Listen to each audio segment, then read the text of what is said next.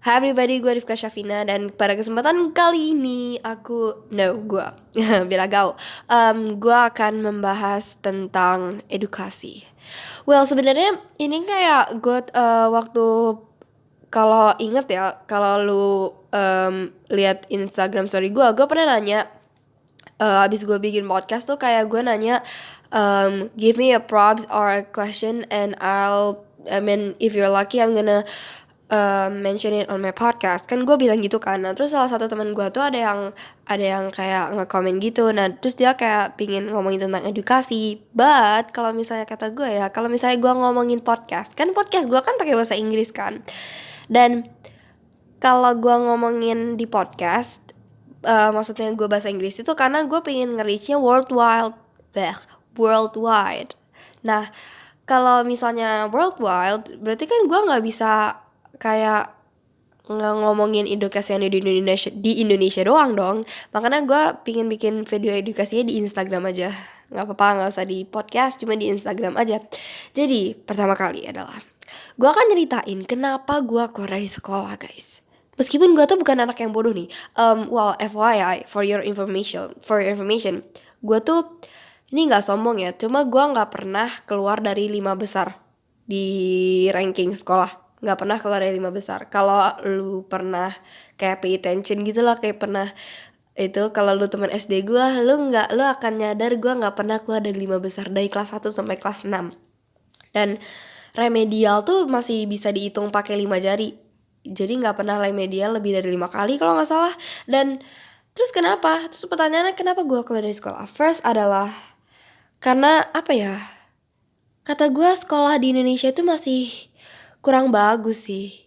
Jadi kita tuh selalu didokterin kalau kita dapat nilai bagus itu kita pintar, padahal sebenarnya tuh nggak gitu guys, nggak gitu. Dan apa ya, banyak teman-teman gue tuh yang mereka tuh belajar kencang-kencang tuh hanya untuk mendapat nilai yang bagus. Dan why? Kenapa lu belajar sesuatu hanya untuk mendapat tulisan angka 100 berwarna merah dari pulpen gurumu di atas kertas ulanganmu? Why? Jadi the whole point of your belajar, lu udah ngabisin waktu, ngabisin tenaga, ngabisin pikiran buat ngafalin gitu-gituan, ngafalin subjek-subjek yang kata gue juga gak begitu penting, untuk mendapat angka 100. Cuma itu jadi tujuannya. Jadi, dan kayak PPKN gitu ya, PPKN. Maksudnya gue tuh nggak ada rencana buat menjadi government di kemudian hari. Tapi kenapa gue harus belajar PPKN? Why should I learn something that I didn't like? Why?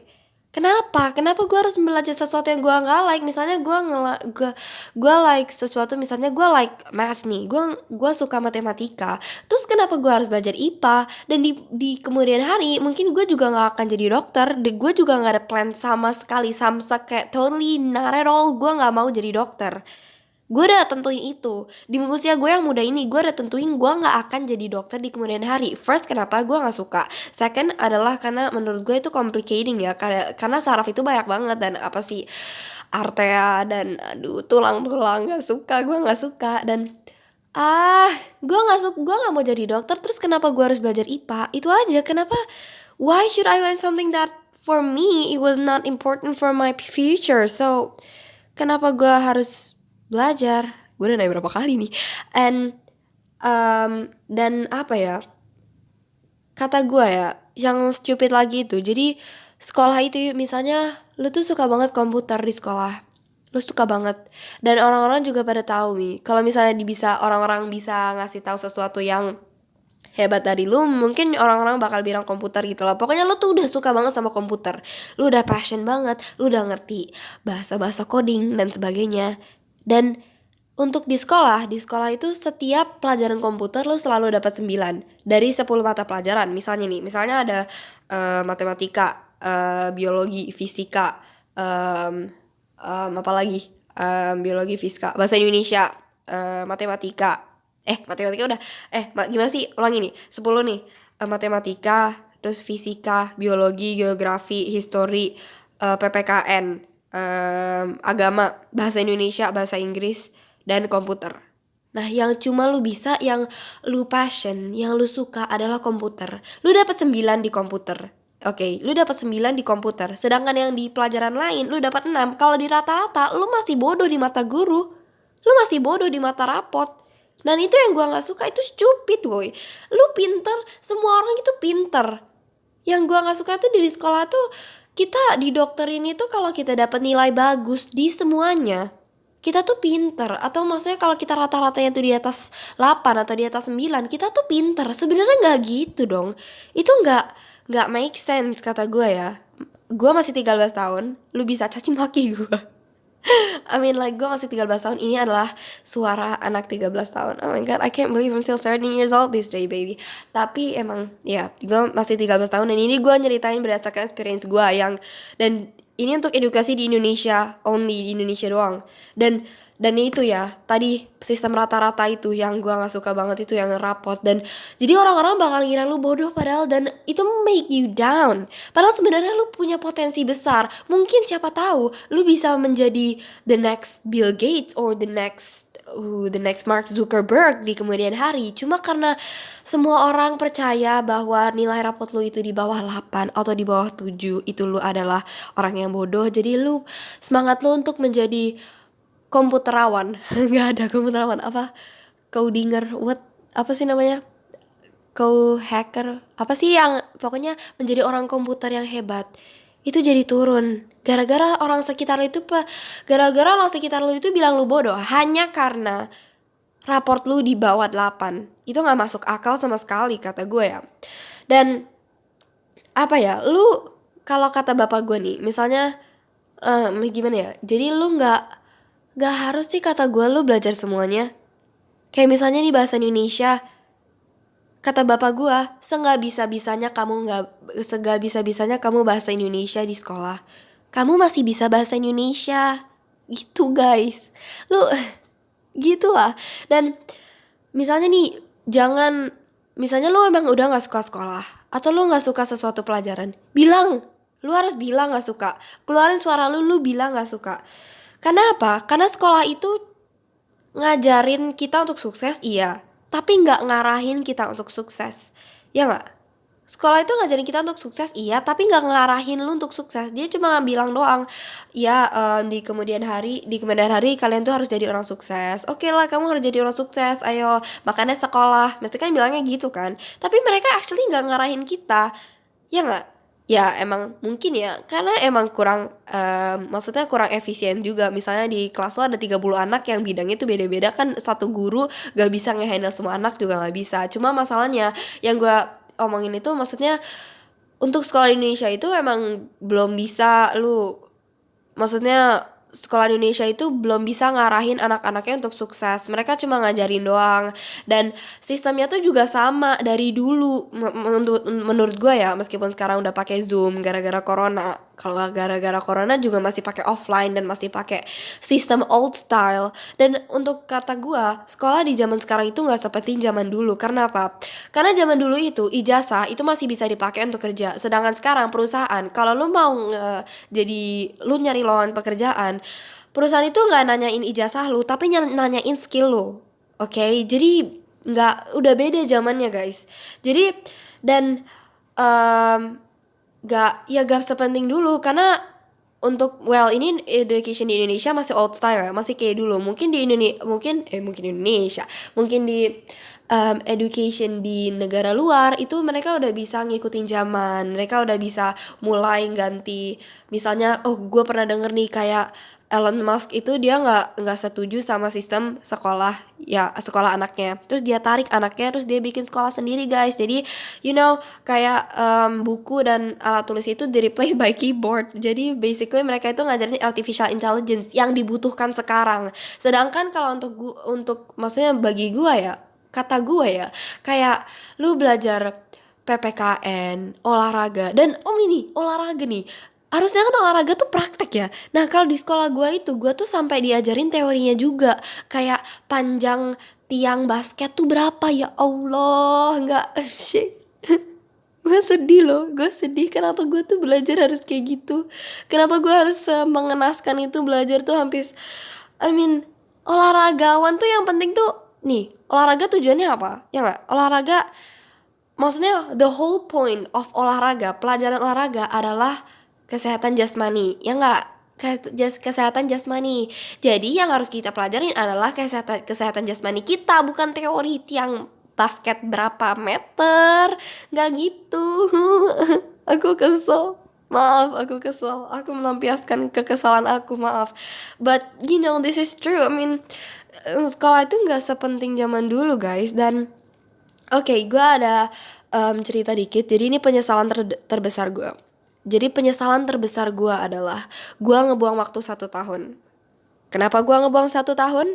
Karena gue itu adalah proses adaptasi gue dari sekolah ke dunia luar. Bayangin 1 tahun, 365 hari yang seharusnya bisa gue pakai untuk sesuatu yang lebih worth it. Sesuatu yang, 365 hari itu berarti banyak 24 jam, ya gak? Dalam 24 jam gue bisa ngerjain sesuatu. Mungkin gue bisa nambah ilmu gue tentang saham dalam 24 jam. Dan dalam 365 hari bayangkan berapa ilmu saham yang gue dapet, ya gak? Tapi di 1 tahun itu yang gue sebut adalah sebagai salah satu penyesalan terbesar gue di umur gue yang 13 tahun ini, karena gue gak ngelakuin sama sekali apa-apa. I do nothing at all. Cause why? Cause aku gue nggak tahu pas itu gue harus apa. Kenapa? Gue tuh baru adaptasi. Gue tuh baru aja keluar dari sekolah. Jadi fresh, guys. Fresh abis dari sekolah, terus langsung dicemplungin ke real world. Kaget gue, woy. Beneran, kaget. Jadi apa yang gue kagetin atau apa? Yang paling menonjol itu, kalau di sekolah itu semua udah di set. Itu yang paling menonjol. Semua udah di set. Sedangkan di real world, nobody set your schedule. Kalau di sekolah, first, lu harus belajar apa hari ini aja udah diatur sama seseorang.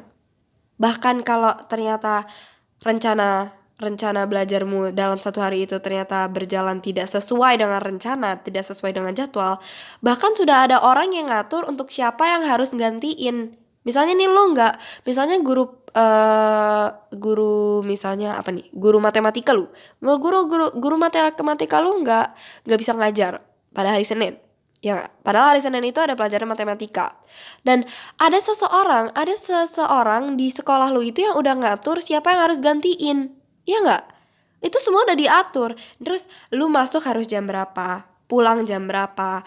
Terus lu harus kapan ulangan, kapan ujian, kapan PM, kapan terus kalau ada ekskul tambahan, lu pulang kapan. Itu semua udah di set. Dan lu harus belajar apapun udah di set. Ya nggak? Nah itu beda banget sama real world. Ini beneran, ini berdasarkan experience gue. Gue butuh 1 tahun. Mungkin untuk orang-orang lain nggak sampai butuh 1 tahun sih. Cuma gue adalah orang yang butuh 1 tahun adaptasi dari sekolah ke real world. Dan itu kata gue sangat resentful, guys. Resentful, sangat resentful. Karena ya gue nyesel aja kenapa gue 1 tahun itu nggak ngelakuin apa-apa gitu. Jadi 1 tahun itu gue cuma paling cuma kayak ngebacain artikel-artikel orang-orang sukses atau artikel-artikel bahasa Inggris. Dan itu pun disuruh mak gue, karena mak gue tuh yang penting lu bisa bahasa Inggris dan matematika, karena itu yang dipakai di kehidupan sehari-hari. Kenapa? Karena kayak lu mau nyalain TV aja tulisannya bukan mati hidup tapi on and off, ya nggak? Dan dan itu pun kalau mak gue nggak nyuruh, gue nggak akan ngerjain itu karena gue mager banget. Dan pada suatu saat itu gue akhirnya mulai takut. Sejak mama dan papa mama dan papa gue itu bilang kalau kamu masih nggak ngerjain apa-apa, mending balik lagi ke sekolah gitu. Dan mama sama ayahku bilang pokoknya jangan sampai teman-teman kamu yang sekolah itu bisa lebih sukses dibanding kamu yang gak sekolah gitu. Itu mulai mulai ada berarti gue harus nyari nih. Gue mulai stres, gue mulai dihantuin sama pertanyaan-pertanyaan kayak gitu kan. Nah, terus ya gue mulai nyari-nyari, gimana ini, gue harus intinya sih gue harus nyari uang, ya gak? Jadi itu yang paling susah sih, nyari uang, dan itu gak diajarin di sekolah, ya gak? Dan Em, Terus lu nih, yang lu sekolah nih, kalau lu sekolah sekarang, lu harus consider lagi, tanyain lagi sama diri lu tuh sekolah buat apa? Ya nggak? Lu sekolah buat apa? Apa hanya karena ijazah? Lu tuh sekolah buat apa? Inti sebenarnya lu sekolah buat apa? You know, perusahaan udah nggak butuh ijazah lu lagi sekarang. Yang mereka butuhkan ada skill. Mereka nggak butuh ijazah lu lagi. Dan kayak sekolah itu nggak ngajarin kita untuk menjadi bos. Sekolah itu nggak ngajarin kita untuk menjadi entrepreneur, untuk menjadi pengusaha. Sekolah itu nggak ngajarin kita untuk menjadi pemimpin. Well, maybe ngajarin, tapi mereka nggak ngarahin, ya nggak. Tapi most of all mereka tuh bakalan bilang nih, oke anak-anak, anak-anak, anak-anak, ntar kamu kalau udah gede itu, ntar kamu habis sekolah nih, habis selesai sekolah itu cari kerja yang penghasilan tuh gede, ya nggak? Gitu nggak biasanya?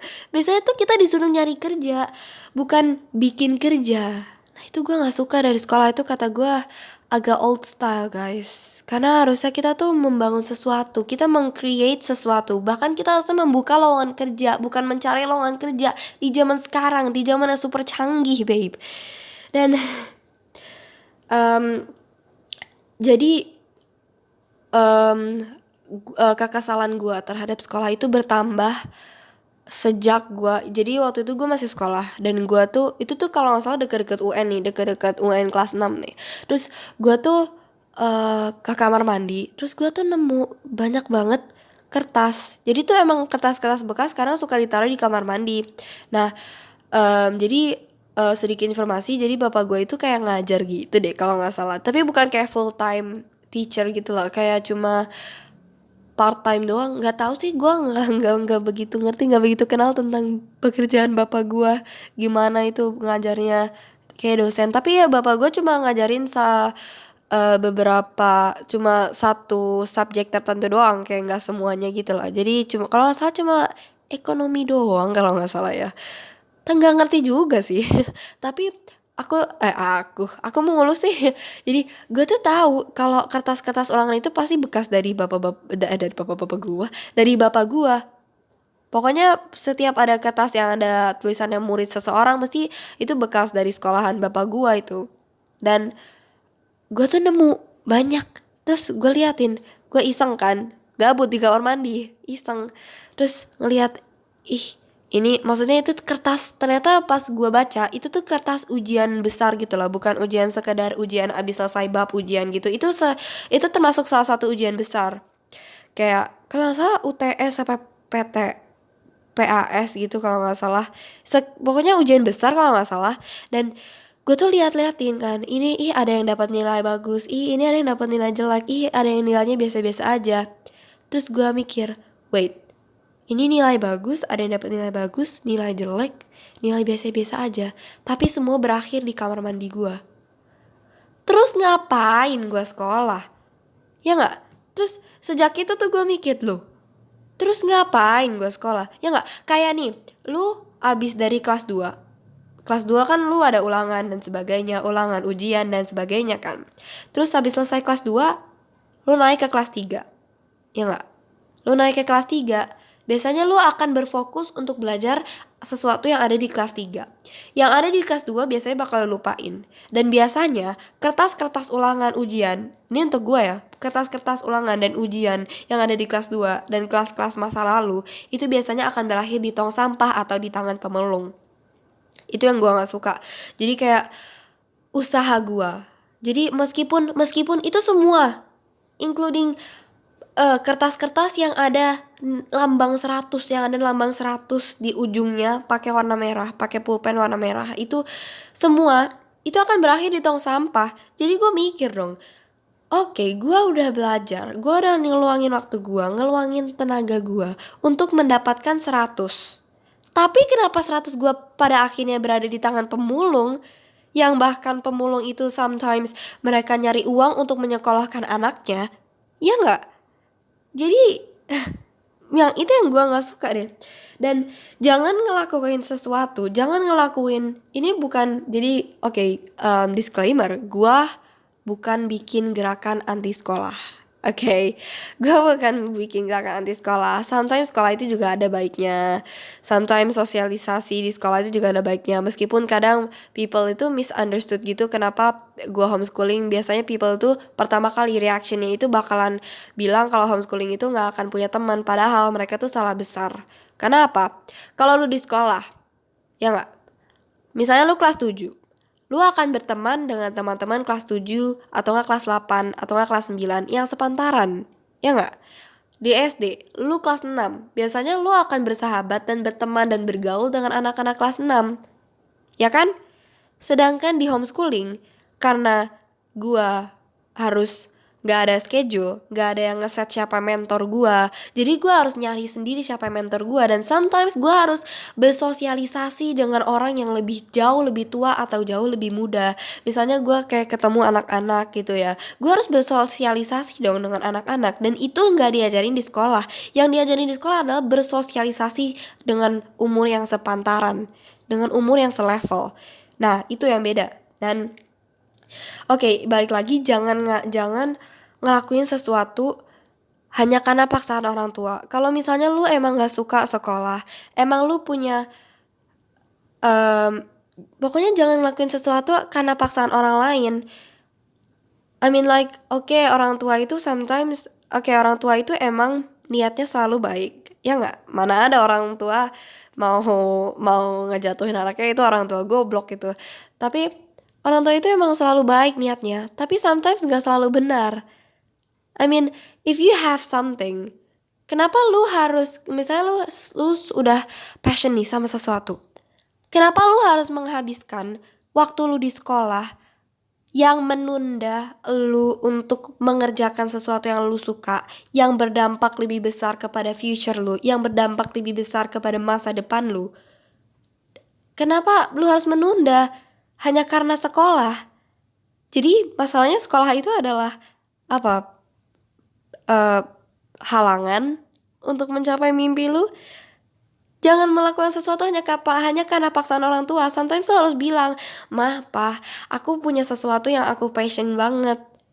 I mean, di sekolah ini gak diajarin. Kayak misalnya investasi nih. Bahkan investasi gue juga itu nemu gara-gara gue adaptasi dan gue gak punya other choice untuk melakukan sesuatu yang lain. Gue cuma itu yang cuma satu-satunya yang gue temuin yang bisanya ngasilin uang di 1 tahun adaptasi itu. Jadi ya udah gue tekunin aja dan akhirnya malah end up gue suka, lumayan suka. Dan tapi kalau misalnya lu punya orang tua yang dia masih old style lah mindsetnya, karena ingat ya, orang tua kita itu dulu juga sekolah. Jadi maksudnya jangan semena-mena lu tuh mikir kalau sekolah tuh salah, juga jangan. Karena lu harus perbaiki dulu mindset orang tua lu dulu. Karena ini untuk kaula muda, kaula muda yang masih sekolah, yang masih jadi student, yang masih jadi pelajar. Dan orang tua kita tuh dulu juga sekolah, tapi bedanya sekolah di zaman orang tua kita itu lebih worth it dibanding sekolah di zaman sekarang di Indonesia. Ingat, di Indonesia. Bold word di highlight di Indonesia. #Indonesia, bukan luar negeri. Dan orang tua kita itu udah sekolah dulu. Dan dulu itu ijazah itu masih bisa dipakai untuk ngelamar kerja. Sekarang itu yang dibutuhkan perusahaan itu adalah skill dan apa yang lu punya. Gitu guys. Dan your success doesn't depend on school. Sometimes kayak orang tua itu ngebiarin ngelet. Ini campuran bahasa Inggris. Apa ya?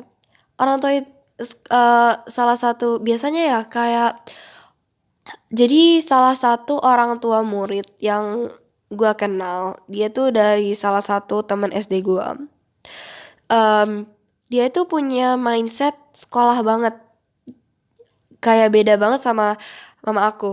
Dan waktu aku reuni dan mama aku ketemu sama dia, terus dia tuh nge-approach mama aku, kayak ngedeketin mama aku gitu loh. Terus bilang gimana Rifka homeschoolingnya gitu kan. Terus mama aku tuh kayak ngejelasin gini gini gini gini, kayaknya gitu sih. Terus yang ngejelasin apa adanya. Terus dia bantah dong, dia bantah gini, oh nggak bisa dong, kan sekolah itu kan kita tuh harus sekolah dan bla bla bla bla bla bla bla. I mean like shut up your mouth, like shut up, like I have something that was more specific than your son, you know. I mean like um anak lu di sekolah itu nggak diajarin untuk fokus, ya nggak? Lu diajarin semuanya, lu ada diajarin sebrok semuanya, ya nggak? Lu diajarin matematika, IPA, bahasa Inggris semuanya, dan sometimes itu terlalu berat untuk otak kita, jadi kita harus fokus, you know. I mean like okay, you're good at school, I mean I'm good at saham, hey beda, punya gua itu lebih spesifik, hey beda. Nggak, gue nggak mencoba untuk sombong, tapi emang gitu sih. Dan gue pingin memberikan apresiasi, kayak ucapan terima kasih yang sangat banyak untuk karena Menteri Pendidikan Indonesia itu kan sebelumnya kayak masih old gitu kan, terus habis itu tiba-tiba diganti, habis itu tahun berapa ya diganti ya, pokoknya diganti jadi Nadiem Makarim. You know, the CEO of Gojek menjadi the Minister of Education in Indonesia, and I mean it was so cool. I mean like CEO is supposed to have like a mental and a physic and a mind that you know, yang maju gitu loh, yang maju dan solving a problem. Jadi menurut gue Nadiem Makarim jadi Menteri Education itu sangat bagus, dan gue pernah dengar dia di wawancara, dan dia tuh bilang dan itu juga kayak lumayan punya sama gitu loh mindsetnya, kalau edukasi di Indonesia itu sebenarnya harus dibenerin, harus dilurusin, harus di update, ya nggak? Dan dia tuh bilang, dan ini nggak bisa ngerubah sistem edukasi itu nggak bisa dalam 1-2 tahun, butuh puluhan tahun. Tapi yang gue suka adalah dia punya semangat untuk merubah itu, karena sebelumnya menteri-menteri sebelumnya itu nggak ada yang kayak gitu. Gue cuma tahu menteri sebelum Nadiem Makarim, you know. Dan maksud gue kehadiran Menteri Nadiem Makarim sebagai Minister of Education di Indonesia itu sangat bagus. Kayak thank you banget. I mean dia yang pertama kali berusaha ngerubah, dan nggak bisa semulus itu guys. Kalau ternyata menteri setelah Nadiem Makarim itu ternyata mindsetnya juga old style, lu bakalan mati dimakan di education Indonesia di education Indonesia, karena Nadiem Makarim udah ngeset plan buat buat ngerubah sistem edukasi menjadi lebih up to date. Terus habis itu menteri selanjutnya ngerubah lagi jadi old style, itu heartbreaking banget. Aduh. Dan bahkan oh my god, Nadiem Makarim menghapus UN itu, oh my god, gue sangat appreciate that, karena kata gue UN itu masih stupid banget guys. Gue nggak tahu kenapa gue itu dulu belajar hanya untuk mendapat nilai bagus di UN, dan teman-teman gue juga. Kenapa mereka semua pada mengejar nilai yang bagus untuk UN dan mengejar nilai yang bagus untuk masuk SMP favorit? Kenapa sih? Kenapa kita tuh kayak gitu tuh, kenapa? Pasti ada alasannya, tapi kita kadang alasannya itu biasanya orang tua yang ngajarin kita dan doktrin kita. Dulu mama aku itu juga tipe-tipe orang yang Rifka tuh harus belajar tiap hari, dipaksa. Gue tuh dipaksa dijejelin, ya Allah, dijejelin pelajaran itu tiap hari sampai ya Allah itu kayak rasanya blublok kayak sampai overload, over gitu loh otak gue tuh ngeprosesnya. Tapi sekarang sama gue udah beda sih, udah ganti menjadi up to date mindsetnya. Ya alhamdulillah. Alhamdulillah. Kalau sama gue masih mindsetnya masih old style, ini gue nggak akan ada Rifka yang sekarang guys. Ya Rifka yang nge-share video edukasi kepada lu nggak ada guys. Thanks sama gue. And Disclaimer, ini cuma dari pengalaman gue aja sih. Ini cuma dari pengalaman gue sekolah 8 tahun, 6 tahun SD dan 2 tahun TK. Jadi kalau lu mau debat juga, pengalaman gue sekolah masih dikit. Jadi itu disclaimer. Dan well, itu aja sih yang mau gue share. Gak sih, itu aja. Ini udah setengah jam, 29 menit 48 detik. Oh enggak, 49. Jadi oke, itu sekian dari gue. Aku Rifka Syafina. Dan kalau misalnya mau ngupload konten apa lagi gitu, bisa request. Mungkin someday gue bisa bikin YouTube video. It's so cool. Ya nggak? Ya, come on. Ayolah, dukung gue lah. Kan karena teman sejati itu mendukung temannya. Oke, bye-bye.